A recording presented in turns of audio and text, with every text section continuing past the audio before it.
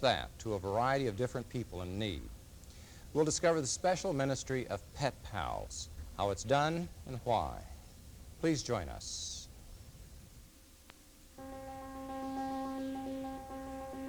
This is Austin Faith Dialogue, a public affairs program discussing the important crossroad of religion in life, produced by the Austin Metropolitan Ministries in cooperation with KTVC-TV. Austin Faith Dialogue highlights the interaction of the religious community with the social and cultural issues throughout our area. Now, today's edition of Austin Faith Dialogue.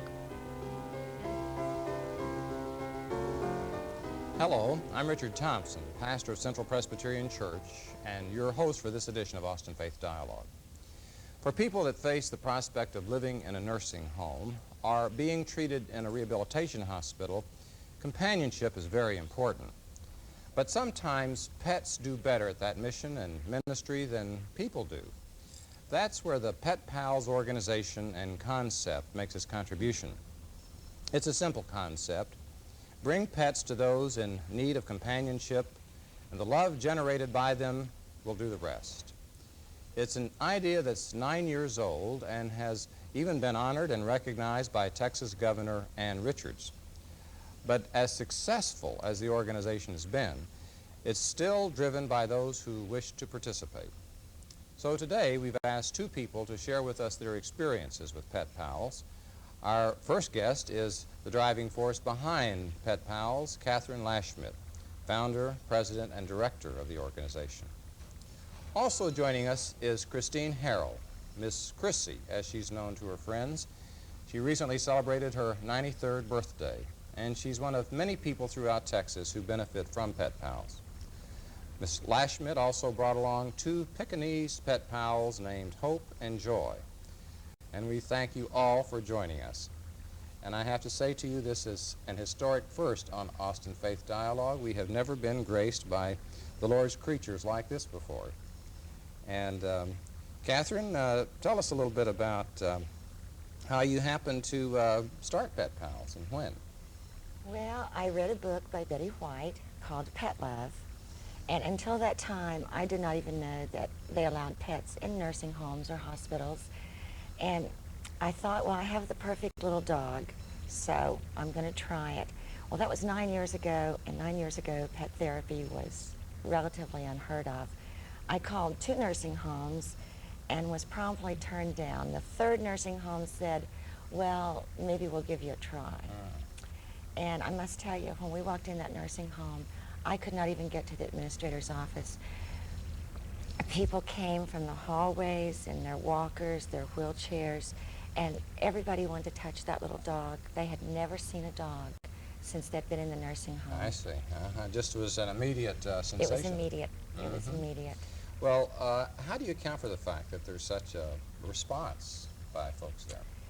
Well, I believe it's because dogs love unconditionally. They're non-judgmental. They don't care if you're old or young. They don't care if you're pretty or plain. They just love you if you give them the chance. And people who are lonely often will respond to dogs because dogs don't require conversation. They won't be judged by their intellect. The dog just loves.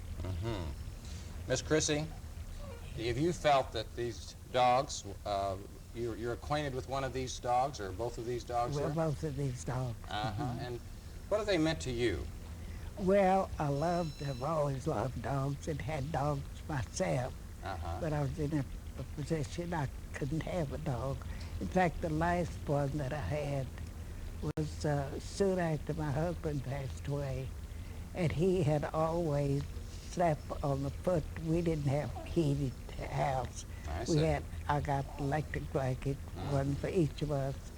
And the dog slept on the foot of my husband. So you were used to having dogs before? I was having the dog and kept him until, until I finally called the doctor that gave me his shots and everything. Sure. I said, Dr. Feet, in Marlin, Texas. I said, what shall I do about Chico? He said, bring him in and I'll see about it. And so he put him up on the table where he usually I did see. when I'd take him over. And he said, Miss Harold, he said, let's put him to sleep. Said he could go down the steps, but he couldn't come back up. Well, Miss Chrissy, I want to ask you about this dog here. I just happened to see how this is the Joy. This is Joy. And has this dog brought joy in your life? Oh, yes, you bet. I think about, it's strange, I think about those dogs before I think about Catherine. Oh, you think about the dogs before Catherine? Yeah. Well, how do you feel about that, Catherine? I understand. wonder. I understand. Most people really would rather have the animals, and well, they can run up and kiss her and Right. play with her, where I walk in and I give her a hug. So I'm not near as much fun as the I see. girls. Okay, well, that They get on explains the bed with her, and Oh, my goodness, I just love them, and as long as I've known them. Uh-huh. And it just, it kind of took a place for the little dog that we Well, had. sure. And, you know, one of the things, too, I had read some years ago that there's a kind of a nationwide movement about having dogs that are brought into nursing homes and hospitals and so on, and I guess rehabilitation hospitals particularly. Are you part of that national movement? no, we are our own 501c3 nonprofit private corporation. We have our own training classes, our own manuals, although basically what every organization in the world does and is founded for is purely to share the love of their pets. While we go by Therapy Pet Pals of Texas, and then there's Caring Critters, I believe, in Houston, and there are different types of Other organizations. kinds, Yeah. right. But as an independent local organization, then you're able to more or less just go right on with your work and not have a lot of bureaucracy to worry Well, about. yes, that makes it real nice. Yeah. We are able to visit in the manner in which we feel that the dogs as well as the patients most enjoy. Well, I can recall, too, that it was said that what dogs can do is they can bring out things in people that other people can't sometimes. And I recall particularly those who are in mental hospitals who are suffering from catatonia or some withdrawn state, Exactly. and suddenly they will relate to an animal like they wouldn't Yes. a person. Yes, we have had, in the last 9 years, we have had many, many instances of where I have been told by a nurse, well, there's no use in going in that room because this lady has never responded to anything in the month that she's been here. And the nurse even started crying when the lady sat up in bed, smiled, and reached out for the dog. And this happens so often. Residents who maybe are a little shy about communicating with one another, when they see the dogs come in, they'll start talking about, oh, look at that cute little dog. And one of the nicest things that can happen to a pet pal, two-legged or four-legged pet pal, I was going in the nursing home one day after about 6 months in this particular nursing home, and this one little lady was sitting there, and she nudged the other little lady, and she says, there comes my dog. You know that nice lady just keeps her for me, but that Right. is my dog. So So they get attached to that they extent. get attached, very attached. Sweeties. Well, tell me one other thing about Miss Chrissy. As you've gotten to know these animals, Yes, I have. And you know, I've heard it said that you like to develop a relationship. yeah. How do you develop a relationship? Well, I think if you can be with them some and, you know, pet them like, you know, and then maybe give them a little bite of something sometime, they learn you. They know who you are. Uh-huh. And that way, that's just the way I had done it. That I don't get to see them very often, seem like, but it's a joy when you bring Miss them. Chrissy would like to see them every day, Oh, how twice a day, morning and afternoon. She'd like to spend the whole day with them every day, wouldn't you, Miss Oh, Creasy? you bet. Yeah, more than you're able to do, you'd like Yeah. to. Yeah. The strangest thing, too, I was so hurt not long ago. The girls, the team up there and everything, I had my dog's a picture out. The picture's gone. I had no idea what to. Oh, all right. So I finally looked back in one of my books that I have some pictures in. But I have one in there, but you can't tell that it's him, you know. And I love my dog so Well, much. I'm sure you do. And I think one other thing, Catherine, that would be helpful as part of Public Affairs religious series, as Austin Faith Dialogue is, that people who are looking in are interested. To what extent do you have connections with churches, and how do you work with the religious community? Well, basically, a lot of our members are Christians who feel that Pet Pals is their Christian outreach ministry. In fact, that is one of the reasons I personally do it. I have grown over the years to know many, many very, very ill people, and in the process, I pray with them. I counsel with them, especially those that are younger than myself. And that is one common misconception. It's not just elderly people in nursing homes. There are younger people.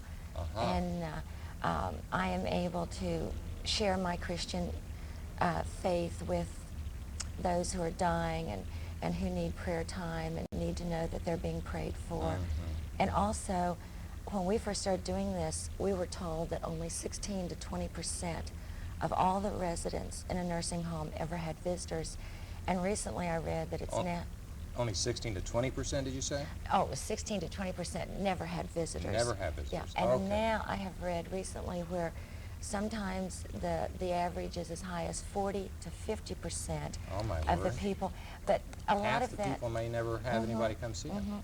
And a lot of, for example, in some of the state-run nursing homes or the MHMR facilities, they may never have a personalized visitor, and the dogs do become their personalized visitor. Well, I think that that is a ministry as well as therapy, is what you're saying. And if you were to kind of write the future, the scenario, as far as how the churches could be more involved with you, what would you say? Well, I think it would be wonderful if the churches could have an outreach program in nursing homes, which I understand many churches do go into nursing homes with church services. But as far as the lay people of the church, if they had a pet and they would be interested in becoming a pet pal and sharing our ministry, then we would be delighted to come into the churches, visit, do a training program with those that had pets that qualified. Oh, I see. We In other would be words, delighted. you could actually use the churches as a place to have people from that congregation that might want to have their Exactly. pets be a pal of Exactly, someone. exactly. Oh. If we had enough interest, we would visit every church in Austin that Yeah. that had the volunteers. Well, you might need more volunteers to help you with those volunteers. Well, as they get more progressed into Pet Pals, then they could be trainers for Pet Pals. You're right. You know, I was interested, just to take a little turn from that, Martin Buber was a great Jewish theologian, and he talked about the difference between an I-thou relationship and an I-it relationship. And he said an I-it relationship is like an impersonal kind of thing, that you don't have any feelings particularly. But an I-thou, you can have as much of an I-thou relationship with, in his case it was a cat, than with other people. And you're talking about unconditional love and Non-judgmental. non-judgmental and very much tuned to where the human is. And also, pet therapy is not just pet therapy. Pet therapy is physical therapy, it's mental therapy, and it's validation therapy. And why physical therapy? For example, if you were a stroke victim and you were unable to use your left arm, and you were sitting there holding Joy like you are. You have your good arm holding her, but you want to pet her. Well, petting a dog for physical therapy is a whole lot more fun than stacking blocks or squeezing a ball. Oh, yeah. You are getting physical therapy. Okay.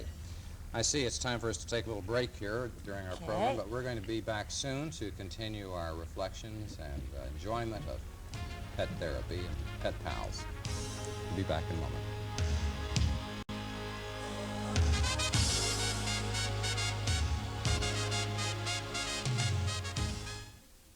Serving Austin means serving you. That has always been the primary goal of Austin Metropolitan Ministries. We are religion in action through the work of these organizations. Each plays a key role in making the capital city a better place to live, but we can't do it alone.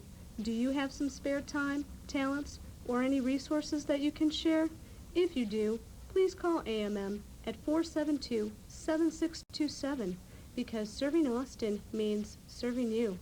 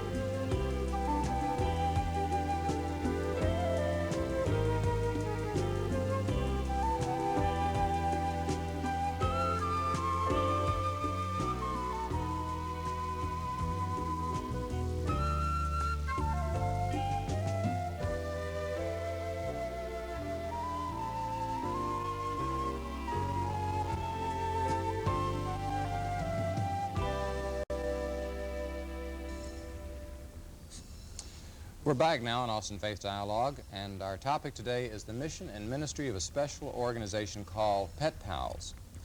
With us to talk about the group is Pet Pals Director Catherine Lashmet.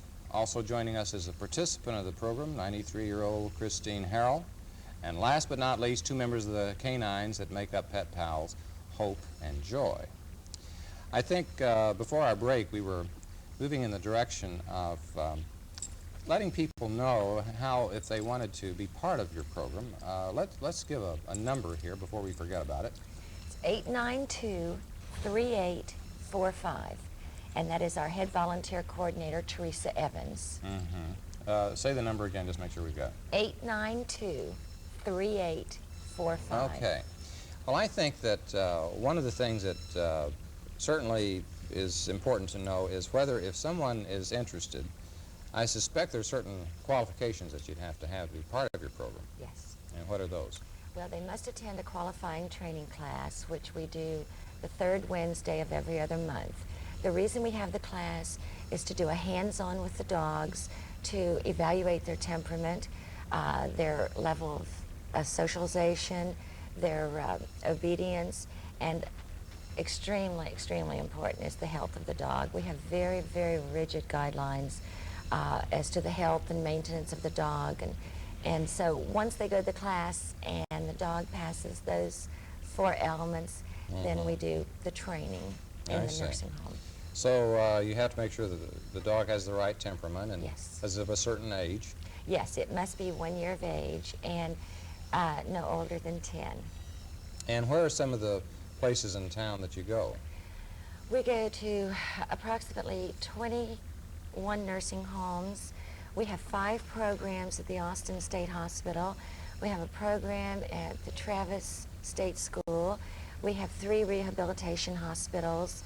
And we let our volunteers decide where they would like to go geographically. And if they're interested in serving the elderly or the physically or mentally disabled, we more or less train them in the area in which they would prefer to go. I see. It happens that it was in a rehabilitation hospital when I was calling on one of my parishioners that I saw Catherine with, I think Hope. it was Hope, and, Yes. and I recognized that this particular person in our church who was limited in his responses at that time could make response in this way.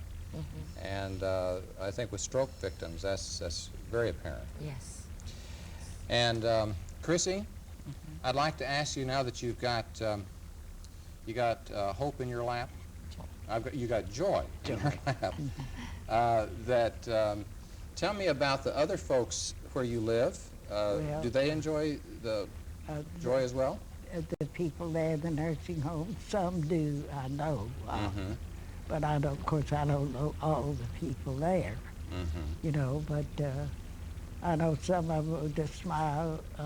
There was a girl, the girls that brought their dogs through there, you know, and some of them will smile and pet them, and some of them will just look at them, you know. It's just the people. But you can kind of tell by the look on their faces how they're reacting to it. That they love a dog, you know. And you know, I've noticed this with children too. If whenever we've taken church programs to nursing homes or retirement homes, that all you got to do is have a few kids there, and that lightens up the place. Children and dogs. Yeah. It's, I feel sorry for some of the people, you know, but that are not all there anymore. And when there's some of them in that condition will notice the dogs that come through and things like that.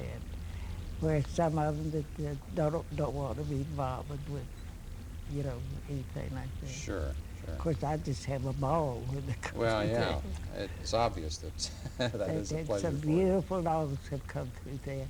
I know a white one, I bet it's that tall. Oh, really? Oh, That is a big. A beautiful- Samoyed. It's a beautiful dog. Which I is just- a real good point, Miss Chrissy. Our dogs average from 11 pounds to 165 pounds. We have a Great Dane. We have 5 Newfoundlands. A 165-pounder you wouldn't want in your lap. No, not too many of them crawl in bed with our residents. But they do go to the Austin State Hospital, and our Great Dane goes to a nursing home. But of course, the larger the dog, the better behaved it has to be. Sure. What about visiting with children? Do you have a program that reaches them? We do have some children in some of the rehab hospitals, but unfortunately we have never been invited into the Brackenridge Children's Hospital. And if anyone from Brackenridge is listening, we would love to. Sure. We have a list of volunteers who are waiting to work with children. They would love to work with children, but there's not obviously as many hospitals with children as there are nursing homes and so on and so forth. You know, in the time we have left, there are a couple of things I'd like to have you share with us. One has to do with, why did Ann Richards recognize your work? Well, I was nominated as the Public Service Volunteer of the Year for the state of Texas, and I probably just won because it was so unique. No one had ever heard of a lady taking dogs into nursing homes, and I think it just really grabbed the attention of the governor's office. And so once a year they honor 8 different categories of volunteers. And after we got the award, we asked if we could bring the dogs into the hotel. And the governor said yes, you know, if the hotel said okay. And Governor Richards leaned over. I warned her that Hope would kiss. But she leaned over, and Hope gave her a kiss. Oh, but she had fair warning. Yes, she had fair warning. Sorry, Governor, but I told you. Okay, well, I think it's a sign that, and an appropriate recognition of the good that you do with this. Thank you. And I know that prior to the program that you were telling me a little bit about how personally you came connected with this. It wasn't just reading Betty White's book, but No. something else was at work. Before I read Betty White's book, I had been ill during a long convalescent. And as most people will, you get very, very depressed. And the doctor told my husband that he needed to either buy me a Mercedes, take me to Europe, or find something that would enliven me. And my husband knew that I'd always wanted a little Pekingese, so he came home with a Pekingese, and he does give that first little dog, Chai, credit with bringing me back to great happiness. I felt the need to take care of that little dog. It gave me a reason to get up in the morning. So I really feel as though, having been a recipient of pet therapy, then I knew why pet therapy had to be so good. Well, not only is the dog cheaper than the Mercedes, Yes. but more effective That's my too. husband. He figured that out also. Yeah. Miss Chrissy, we just got a minute left here, but I wanted to have you tell us finally about what it is that as people are viewing today, would you encourage them to participate in the Pet Pals program? Well, when the dogs, pets come through, they've even cat pets come through. Well, I have a pet over, and any of them that are around me, I always tell them that a dog is your best friend. Best friend, right. And it just, I love dogs. Most of them do, Sure.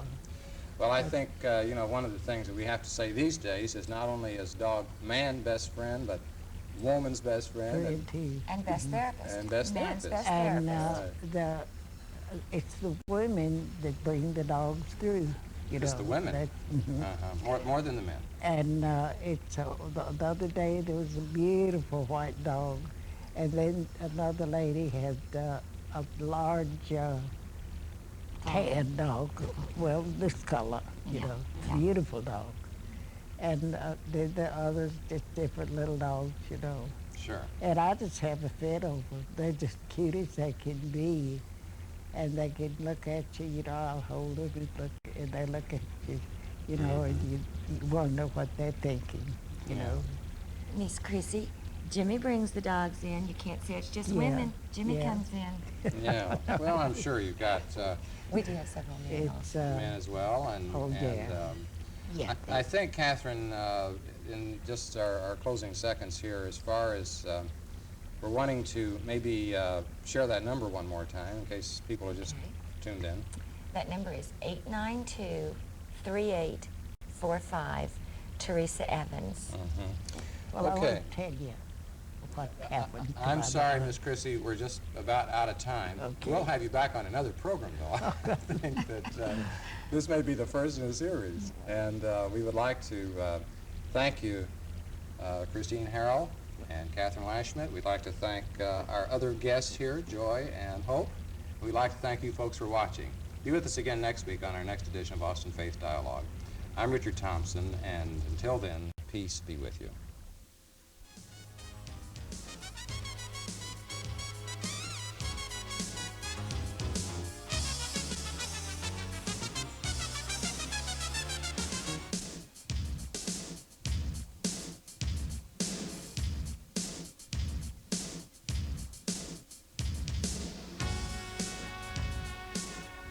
For more information, call Austin Metropolitan Ministry